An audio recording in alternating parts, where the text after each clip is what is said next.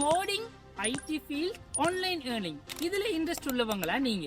அப்போ இந்த வீடியோ உங்களுக்காக. இப்போ வேர்ல்டுல ஸ்கில்ஸ் இருந்தா தான் டிமாண்ட். நீங்க ஃபுல் ஸ்டாக் டெவலப்மெண்ட் படிக்கிறது மூலமா வெப்சைட் பில்ட் பண்ணலாம், மொபைல் அப்ளிகேஷன் கிரியேட் பண்ணலாம்.